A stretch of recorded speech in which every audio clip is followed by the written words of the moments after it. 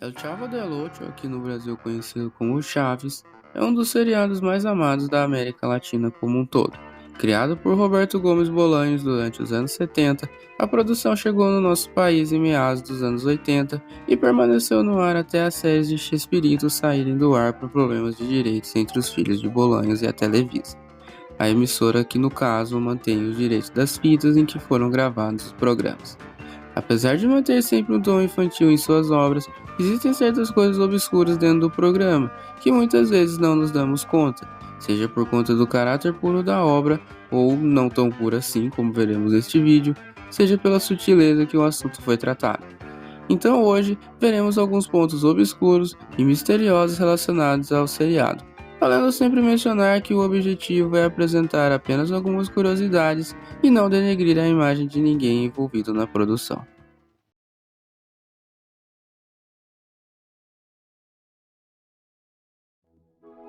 Muito provavelmente você acredita que o protagonista da obra seja o garoto Chaves, já que o programa tem literalmente o nome dele. Porém, ao verificarmos os episódios e vermos como funciona o show, Chaves representa apenas um dos personagens que compõem tudo o que acontece, sendo que o real personagem imprescindível para a ação acontecer acaba sendo o Seu Madruga.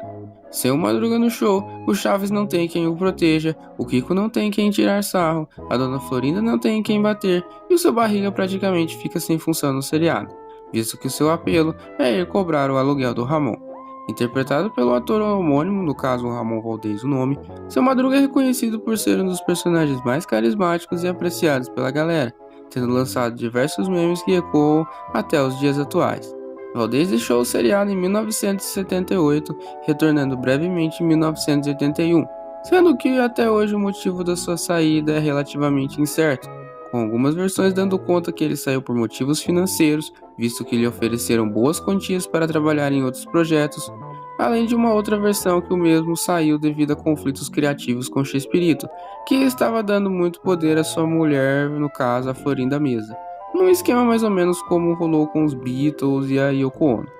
Há ainda uma terceira versão que diz que Ramon deixou o programa em solidariedade a Carlos Villagrán, intérprete de Kiko, e que saiu por diversas razões que até hoje não foram explicadas. Neste momento que o Seu Madruga não estava mais no show, o seu lugar no roteiro era ocupado geralmente pelo personagem Jaiminho, além do uso maior de cenários como a escolinha do professor Girafales e o restaurante da Dona Florinda, locais onde não era tão necessária assim a presença do Madruga para o roteiro andar.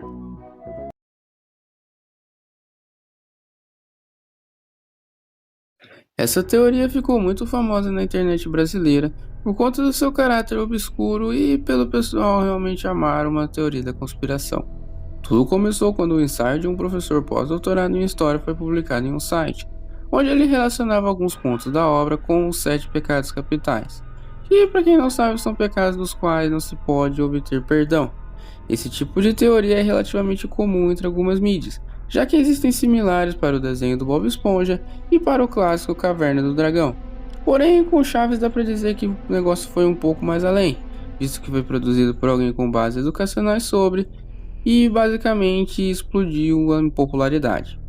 Falando mais sobre a teoria, todos que estão na vida estão supostamente mortos e pagando por algo que cometeram em suas vidas, sendo que o Chaves representa a gula devido ao seu sempre associação com fome e coisas com porco, como o sanduíche de presunto e o apelido de professor linguiça no caso do Girafales, o que o autor relaciona com uma carne suja que seria em teoria amaldiçoada. Kiko representaria a inveja, pois sempre precisa humilhar os outros que brincam com brinquedos mais humildes, enquanto que ele possui sempre o melhor brinquedo, mas nunca está satisfeito. Seu Madruga seria a preguiça, visto que sempre arruma uma maneira para não pagar o aluguel e evitar de trabalhar. Apesar de eu achar que esse ponto é muito mal visto, porque o Madruga sempre fazia qualquer tipo de bico para se dar bem na vida. Dona Florinda e o professor representam a luxúria, já que se desejam muito sexualmente, porém nunca atingem esse ideal. E o cara ainda vai longe na teoria dizer que o café representa o estimulante e que o charuto que o girafão sempre fuma na sala seria uma referência ao fato de fumar pós-sexo. Sr. Barriga seria a avareza, pois sua única função seria cobrar o aluguel e obter lucro dos moradores. Chiquinha seria a ira, pois sempre precisa exercer a sua força à base de gritos e de choro, além de outras confusões com os outros membros da vila. A bruxa seria a vaidade, simplesmente por ser interpretada por uma atriz que já foi Miss Universo, e por ter um animal chamado Satanás, que ora é gato e ora é cachorro. O autor ainda faz uma ginástica para relacionar outros elementos, como o fato de os roteiros serem repetitivos em situações e o tempo nunca passar para os moradores da vila, e isso seria um fato devido ao tempo não passar no inferno. Ou ainda relacionar demônios com personagens secundários, como a Pops e o Godines. E eu nem preciso dizer que essa teoria é uma das coisas mais bizarras já feitas sobre alguma mídia.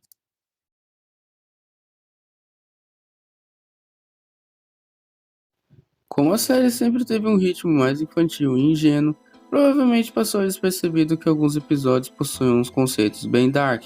considerando nosso discernimento como adultos. Um dos mais pesados, na minha opinião, é com certeza o do Ladrão da Vila, onde o Chaves, que a gente tem que lembrar que é um garoto pobre de 8 anos, é acusado de roubar pertences dos moradores da vila, que não desconfiam do tal Sr. Furtado, que em teoria é um morador novo e que já estava saindo. Chaves é acusado de ladrão por todos da vila e sequer tem a chance de se defender, fugindo logo em seguida. Mesmo que o episódio passe uma mensagem muito bonita no final, ainda é pesado ver a cena em que todos se voltam contra o garoto simplesmente porque acharam o ferro de passar no barril dele, que diga-se de passagem fica no meio do pátio e todos têm acesso.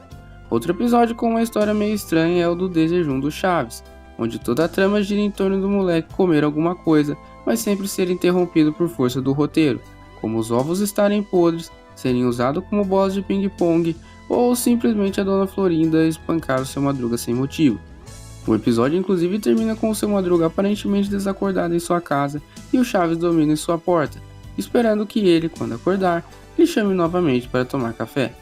Por fim, talvez o pior episódio do seriado seja o tal do cãozinho peludinho, que a trama envolve boa parte do episódio o Chaves se comportar como cachorro para animar a Chiquinha, que não pode ter um cachorro de verdade. E assistir esse episódio é bem sem graça, porque boa parte dele se resume ao Chaves imitando um cachorro pela vila.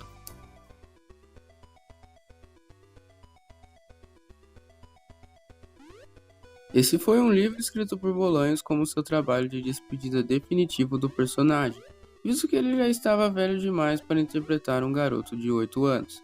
A grande questão sobre esse livro é que ele possui uma narrativa mais adulta e madura em relação a como a série conta os acontecimentos.